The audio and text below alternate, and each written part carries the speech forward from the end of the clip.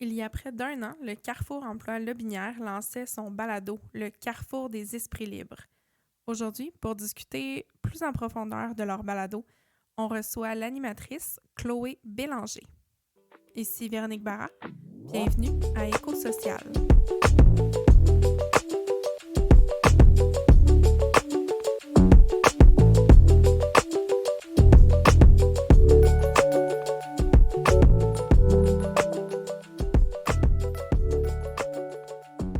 Bonjour Chloé, merci d'avoir accepté l'invitation aujourd'hui. Salut, merci beaucoup de me recevoir. Je suis bien contente qu'on puisse avoir un petit moment jasage ensemble. Ben moi aussi, puis c'est le fun de se faire recevoir comme invitée et non pas comme, comme présentatrice du podcast. C'est vrai, effectivement.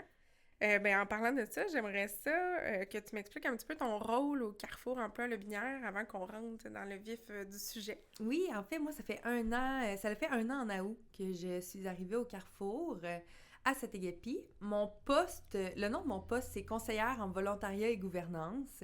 Mais j'ai beaucoup de chapeaux différents à l'intérieur du Carrefour. Fait qu'en fait, la base, là, côté gouvernance, c'est d'offrir du counseling aux gens qui voudraient s'impliquer dans des conseils d'administration, qui savent pas nécessairement par où commencer, ou juste pour former des conseils d'administration sur c'est quoi la gouvernance, en fait. À quoi que ces gens-là servent dans un conseil d'administration, c'est quoi leur mission, c'est quoi les objectifs qu'ils doivent se donner, les choses qu'ils doivent respecter. Et que ça, c'est des choses que je peux offrir. Côté volontariat, c'est sûr que volontariat, c'est un mot qui est pas tant connu versus bénévolat. Tu sais, souvent, quand les gens disent « Ah, je m'en vais faire du volontariat », ils veulent dire du bénévolat, souvent, mais ils prennent un autre mot. Par contre, il y a une différence avec le volontariat, puis c'est souvent des projets qui vont être un peu plus grands, qui demandent un peu plus d'investissement de temps. Ou ça peut être, exemple, comme là, on veut ouvrir une table d'action jeunesse un peu, là, une table jeunesse dans le Binière pour poser des actions de volontariat un peu partout dans les différentes municipalités qui auraient des besoins. Par exemple, quand le grand défi Pierre Lavoie passe, ben nous, cette table-là, on pourrait y aller donner des bouteilles d'eau, aller donner des collations aux personnes qui participent à cet événement-là. Ça, c'est des choses qui peuvent être faites. Sinon, on a un beau projet de volontariat aussi en ce moment avec les jeunes de l'école près de chez vous, qui est située au Carrefour également.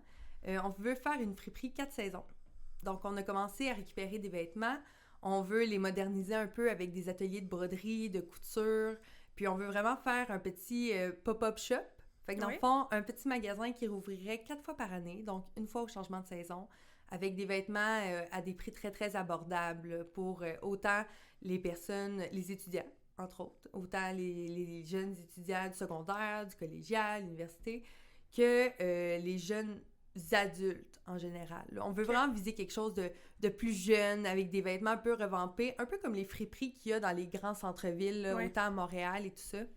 Ici, on en a un peu moins, mais on sait que le thrifting s'est rendu de plus en plus à la mode. Les jeunes aiment vraiment ça. Ils pensent beaucoup à l'environnement aussi.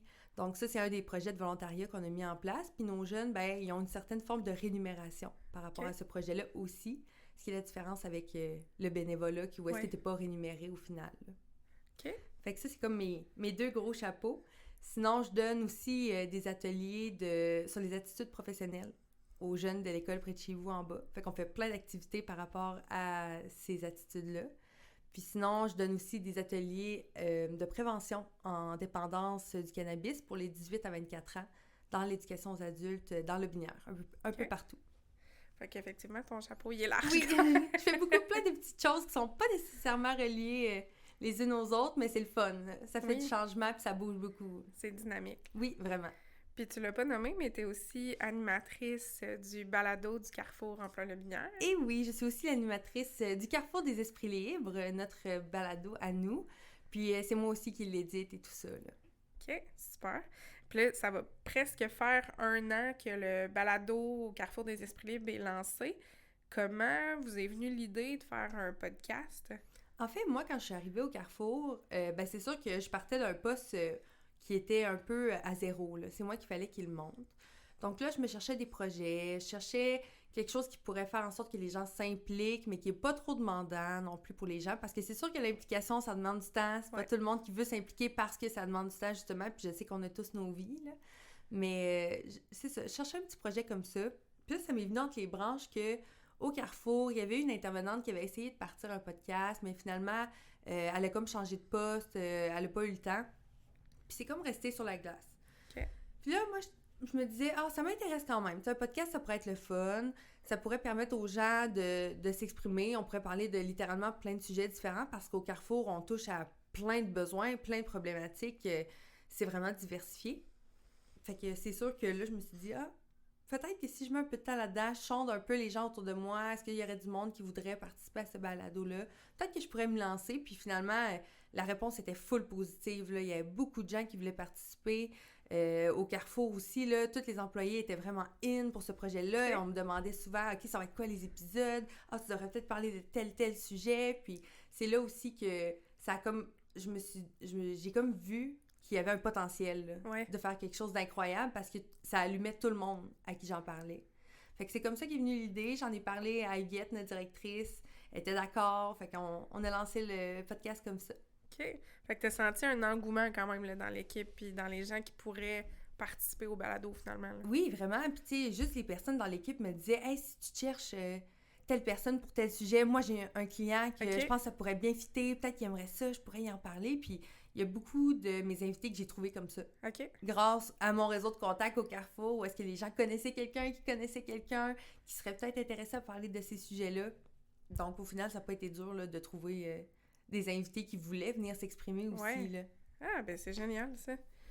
Le nom au Carrefour des Esprits Libres, qu'est-ce que ça signifie comme... À la base, moi j'aime ça les jeux de mots, jouer avec les lettres et tout ça. Puis c'est sûr que Carrefour, Esprit Libre, Carrefour, Emploi le binaire, ça m'interpellait. Mais à la base, les Esprits Libres, c'était parce que moi, mon but avec le podcast, c'était de laisser la parole aux gens. Puis que les gens puissent vraiment dire ce qu'ils pensent, ce qu'ils ont vécu, partager leurs opinions, partager leurs observations. Puis qu'il n'y ait pas de filtre, qu'il n'y ait pas de jugement, qu'il n'y ait pas de guideline déjà définie de « OK, on va parler de tel sujet, mais c'est ça l'orientation que je veux qu'on prenne. C'est ça, moi, ma position, puis j'aimerais ça qu'on y aille comme ça. » Non. Je veux vraiment qu'on discute, on partage, puis quand on n'est pas d'accord ou quand on se questionne, ben justement, on questionne pour essayer de comprendre les points de vue de tout le monde, parce que c'est vraiment pas tout le monde qui sont pareils. Tout le monde a un vécu, tout le monde a des expériences. Donc, c'est pour ça que pour moi, c'était essentiel. Les esprits libres. Faut qu'on soit libre de discuter de ce qu'on veut. Faut qu'on soit libre de partager notre vécu pour aussi aider les autres autour de nous qui pourraient vivre des choses similaires, à se dire « Ah, OK, c'est correct que je vive ça. C'est normal en soi. Je suis capable de m'en sortir. » Quelqu'un l'a vécu, moi aussi, je suis capable. Pour normaliser un peu ce que les gens vivent, finalement. Oui, absolument. Puis on l'entend, je trouve, dans le balado, pour avoir écouté quelques épisodes, quand même.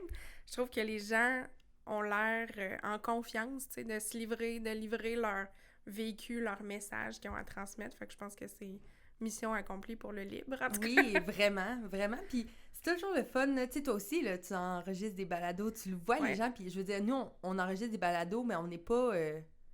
on n'a pas étudié là-dedans, là. Tu sais, on n'a pas étudié pour faire de la radio ou pour faire des podcasts, là. Fait que nous aussi, ça nous stressait un peu au début. Puis là, quand on reçoit des gens qui sont des professionnels, des gens de la vie de tous les jours, mais qui sont pas des personnes de la radio, exemple, eux autres aussi sont stressés, là. Ben oui. Ils sont tellement stressés, puis ils ont tellement peur de se tromper. Puis nous, tout ce qu'on peut leur dire, c'est « Écoute, moi, je peux éditer. Si tu t'enfarges dans tes mots, on recommence la phrase. Si tu veux qu'on recommence la question au complet, on recommence. C'est pas grave, prends ton temps. » Puis au final, c'est juste une discussion, là. Ouais. Tu sais, on oublie que le micro est devant nous, on oublie qu'on a des écouteurs sur la tête, puis on fait juste jaser entre humains comme on ferait autour d'un café, finalement, là. Ouais.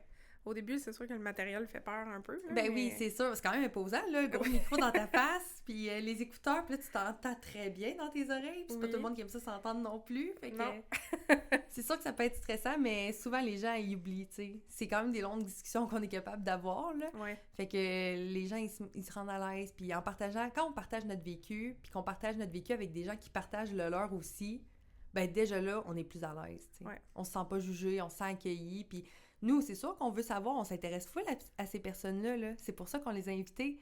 Fait que ça aussi, de partager ton vécu à quelqu'un qui veut vraiment savoir, tu sais, qui s'intéresse vraiment à tout ce que tu dis, ben juste ça aussi, on dirait que ça enlève un petit stress, là. Oui, c'était plus motivant de jaser après ça. Oui, vraiment.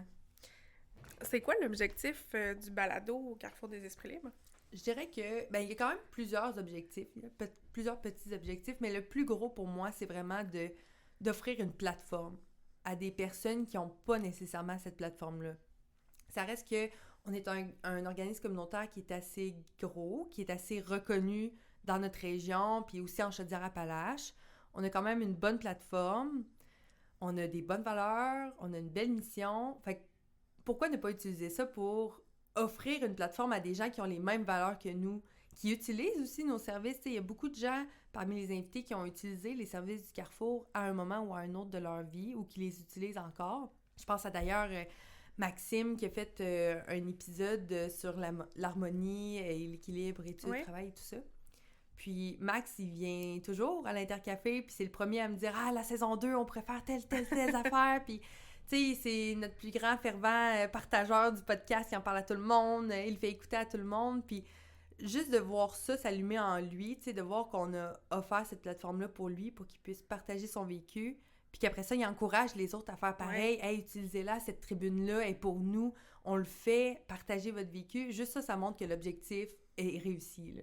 Oui, puis qu'il vous donne des idées pour la saison 2, puis qu'il soit impliqué, tu sais, là-dedans, c'est le fun. Vraiment, tu sais, qu'il veut. Puis là, c'est ça, tu sais, il m'en reste 3 à publier, puis là, il me texte des fois « Hey, là, je suis en manque de podcast, là. Il me faut un podcast, il faut que t'en sortes un autre. J'ai vraiment envie d'en entendre plus. » Fait que ça, pour moi, donner la tribune, ça a été gagné. Puis justement, les gens qui veulent participer, ils m'écrivent ou ils m'appellent ou ils viennent me voir au Carrefour des fois. « Ah, c'est vrai, j'ai vu ton podcast. Hey, si tu veux parler de ça, moi, ça me tenterait, là. » Tu sais. Ah, c'est cool. Parfait, je garde ton nom, puis on s'en reparle pour une saison 2, tu sais. Fait que c'est ça. Ça, c'est le premier objectif.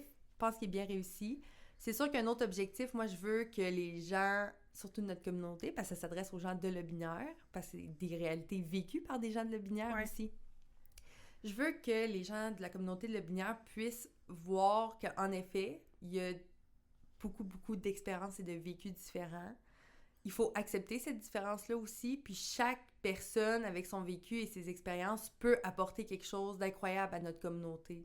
Fait qu'on veut défaire les tabous par rapport à certains stéréotypes, certains jugements. On a un épisode, entre autres, sur la transidentité. Fait qu'on discute au complet de c'est quoi la transidentité, on discute de la transition de Joanie aussi, de comment les gens autour l'ont perçu. On a des petites anecdotes cocasses aussi. À un moment donné, exemple, était à un restaurant ou à un magasin, puis la personne ne savait pas si elle devait l'appeler madame ou monsieur, tu sais. Puis elle a juste appelé la personne, tu sais, passer la personne avant moi, puis juste ça était comme, tu sais, au moins, elle a essayé, tu sais, juste de partager comme ça pour que les gens fassent « Ah, OK, je peux m'essayer, tu sais, faut pas que j'aie peur de me tromper. » Accepter cette différence-là, puis juste continuer sa vie, tu sais, sans que ça fasse un frein dans ton quotidien, puis là, oh my God, là, je sais pas s'il faut que je l'appelle monsieur ou madame, ou, tu sais, rendre les gens à l'aise, défaire ces tabous-là, défaire les stéréotypes, puis éduquer un peu les gens aussi sur les différentes réalités de notre communauté à nous, là. Puis un peu par rapport à la bienveillance aussi, tu sais, dans le fond, cette personne-là, c'était comme un test bienveillant qu'elle faisait, là, tu sais, oh, OK, je vais dire personne, c'est plus inclusif, c'est plus... C'est fait ça. Juste d'ouvrir un petit peu son regard à la bienveillance. Ouais, exact. Puis de montrer que, tu sais, toutes ces personnes-là qui ont des vécus extrêmement différents des nôtres sont comme nous, dans le fond, là. On est tous des êtres humains, on vit tous des choses, on a tous des émotions, tu sais, on a toutes des journées où est-ce que ça va bien, des journées où est-ce que ça va pas bien. Fait qu'il faut pas en faire un plat, là. Tu sais, de la différence, faut juste l'accepter, voir qu'elle est là, c'est correct, qu'est-ce qu'on peut faire pour aider, pour soutenir ça, cette cause-là, tu sais.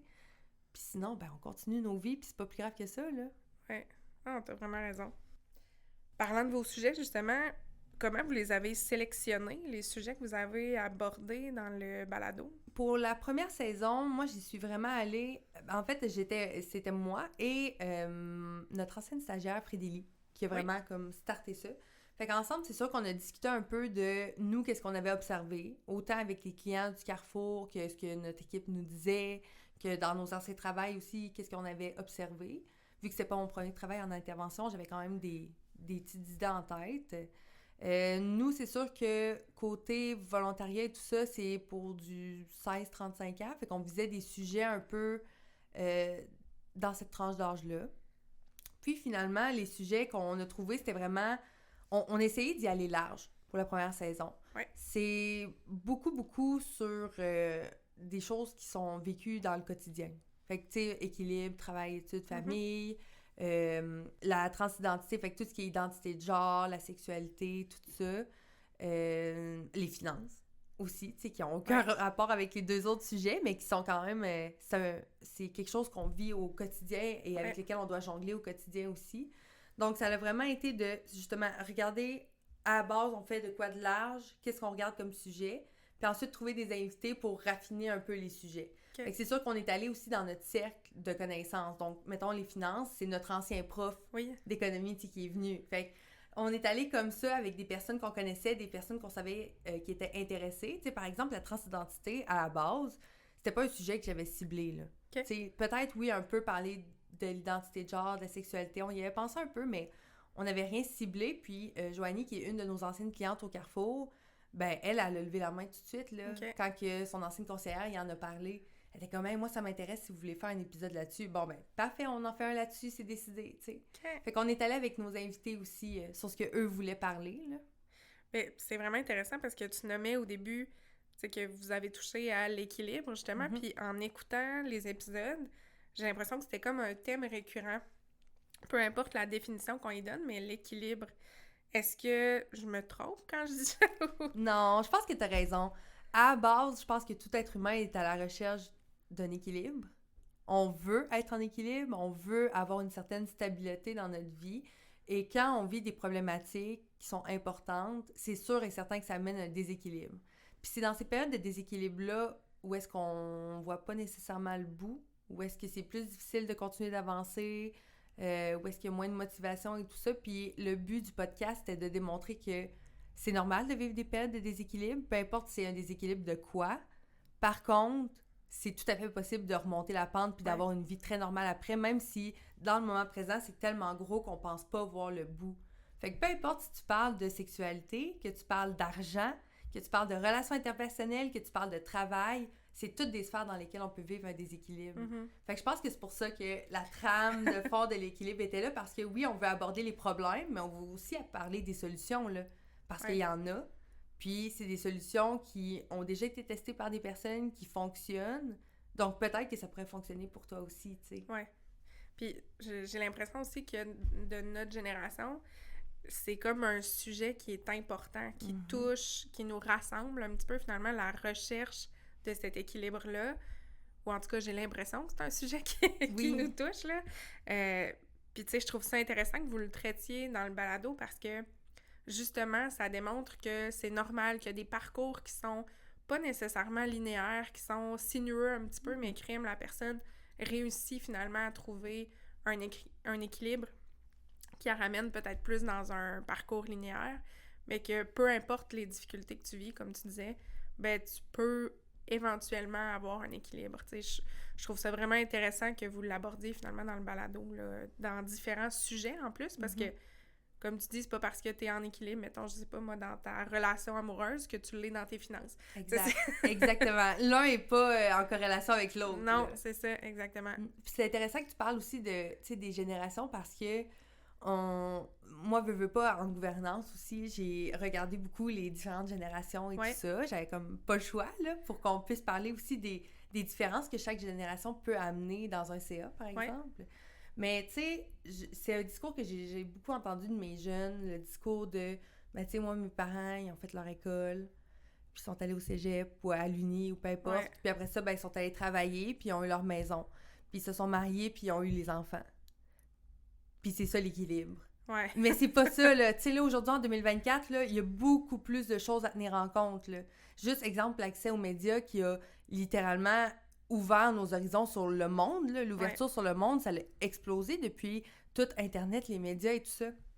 Fait que juste ça, ben nos parents, nos grands-parents, eux, avaient pas accès à ça dans leur vie.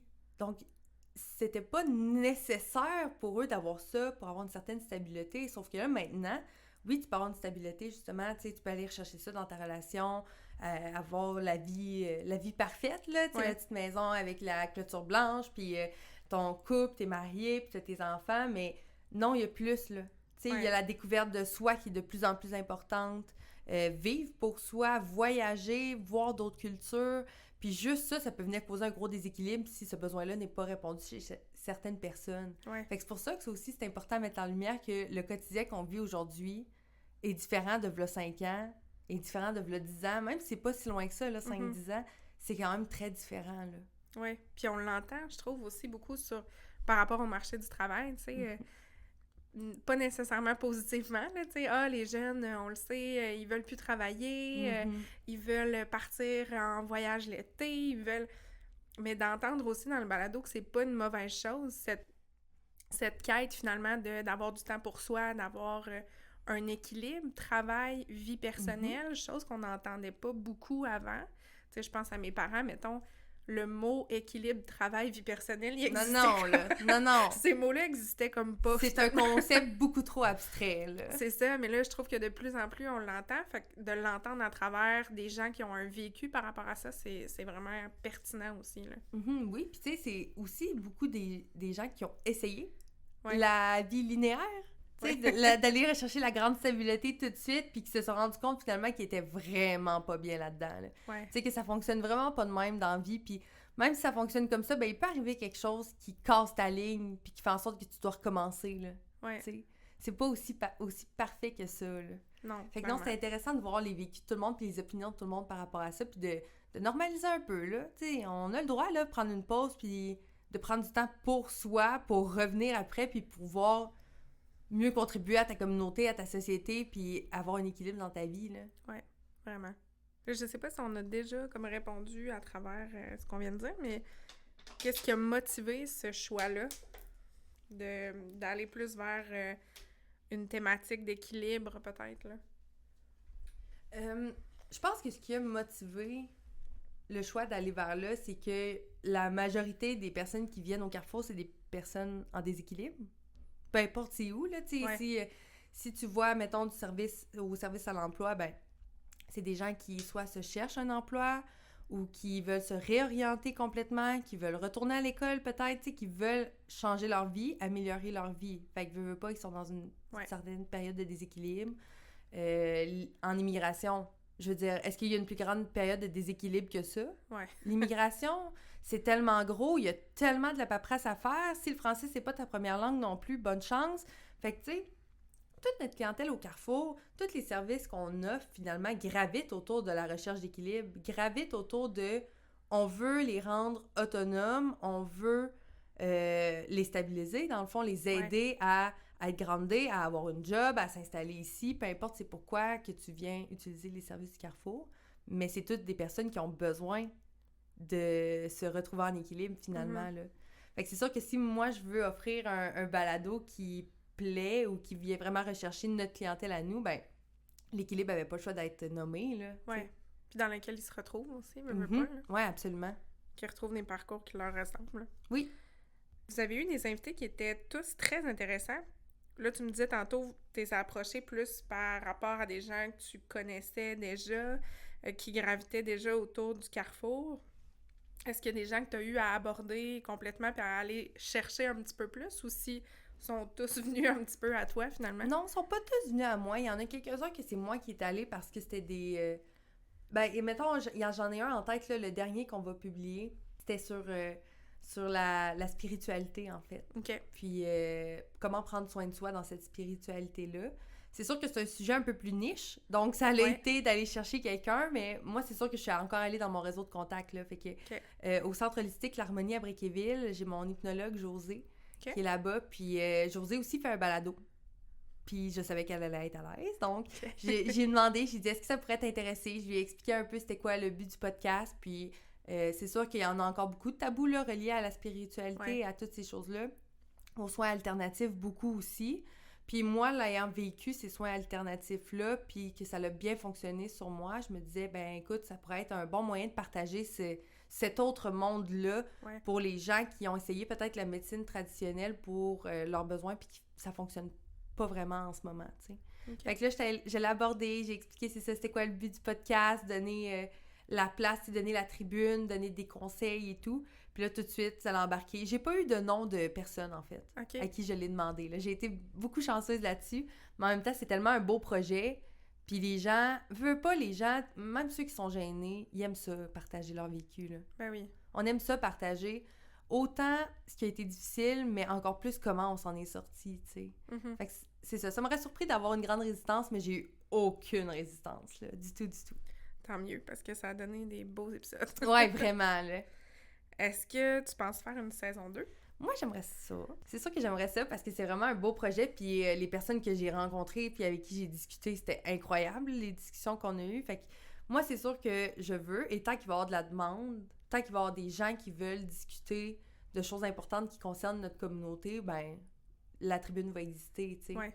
Puis s'il y a des gens qui veulent le reprendre, éventuellement, tu sais, je pense à un Maxime, là. Maxime qui aime donc bien ça, ben peut-être qu'à un moment donné, il va avoir du temps après ses études puis qu'il va vouloir le reprendre, ben ça va me faire plaisir de lui passer le flambeau, tu sais, puis de continuer à faire vivre cette tribune-là à travers lui, tu sais. Super. Fait qu'on peut espérer. Ben oui, on peut espérer certainement.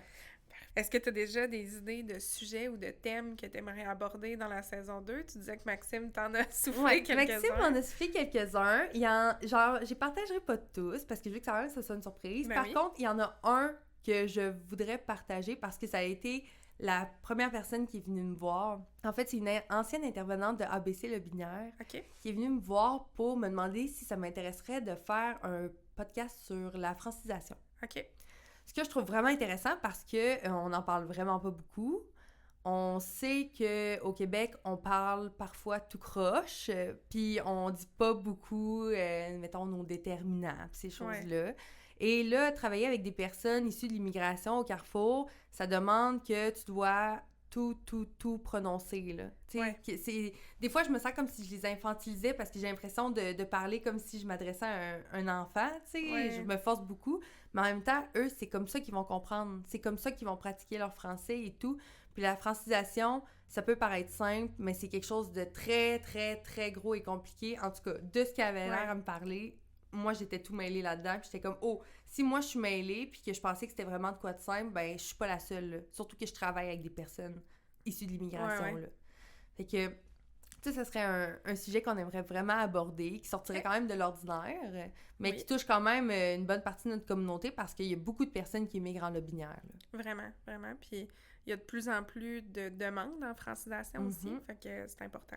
Oui, puis peut-être aussi un épisode sur la persévérance scolaire, là, avec le décrochage et tout ça, parce que veut pas, on a une belle école au Carrefour, une belle école alternative, puis je pense que ça vaut la peine qu'on en parle aussi, puis qu'on partage des parcours scolaires moins traditionnels, mettons. Oui, clairement. Si tu pouvais avoir un invité de ton choix, qui ce serait, puis de quoi tu voudrais parler avec cette personne-là? Si j'avais un invité, je pense qu'une des invités que j'aimerais avoir, c'est ça par contre que là, j'y vais plus un invité professionnel, là, qui est pas nécessairement de la région de Lobinière, mais que je pense que ça serait vraiment intéressant, c'est Estelle Cazelet, des Trois Sexes. Okay. En fait, c'est une personne que j'ai vue lors d'une conférence qui parle beaucoup de la sexualité des jeunes, mais à travers Internet. Aussi, les relations interpersonnelles à travers Internet, c'est tellement plus complexe qu'on pense, c'est vraiment, vraiment gros, puis c'est tellement intéressant. Je pense que c'est un sujet qui est... C'est pas... Je veux pas généraliser, je pense que c'est un sujet qui est souvent banalisé par les parents. L'utilisation d'Internet, puis les relations qui en découlent, les actions que les jeunes posent sur Internet aussi, qui peuvent vraiment comme dépasser des limites que nous, on n'aurait jamais imaginées, là. Je pense que ça pourrait être vraiment intéressant qu'on l'aille avec nous sur le podcast. Puis sinon, là, ça, c'est vraiment... C'est mon petit... c'est quelque chose que j'aimerais vraiment faire, mais quelqu'un que j'aimerais avoir de la région de Lobinière, c'est Huguette Charret, notre directrice du Carrefour.